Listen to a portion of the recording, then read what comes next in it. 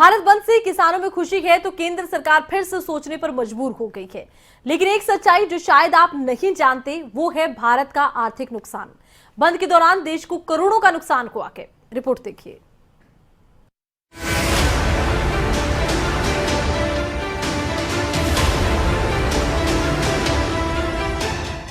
सबसे पहले इन तस्वीरों को देखिए। भारत बंद के दौरान ये देश के अलग अलग हिस्सों से आई तस्वीरें। क्या आपको पता है देश की सेहत को कितना डुबो देता है एक दिन का भारत बंद?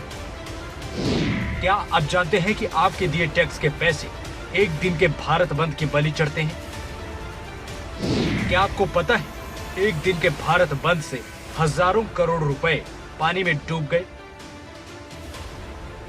देश के विकास को रफ्तार देने के लिए आम आदमी एक एक पैसा जोड़ता है, ईमानदारी के पैसों पर सरकार को टैक्स देता है। लेकिन एक दिन का भारत बंद हजारों करोड़ रुपए डुबो देता है।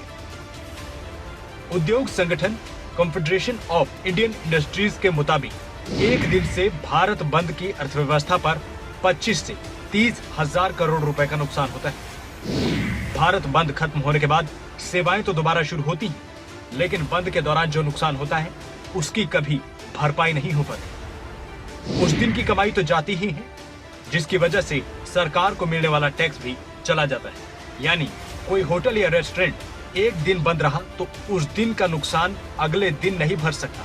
उसकी उस दिन की कमाई तो जाती ही है, सरकार को मिलने वाला टैक्स का नुकसान पहुंचा सो अलग।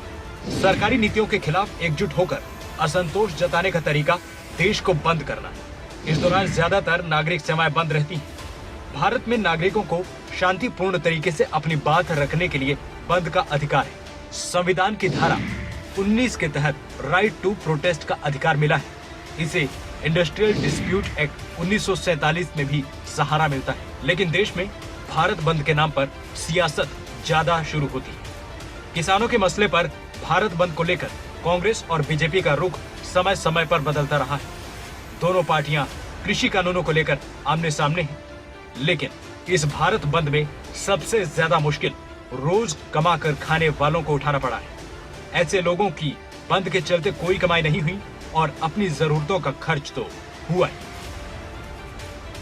न्यूज डेस्क रिपोर्ट, खबरें अभी।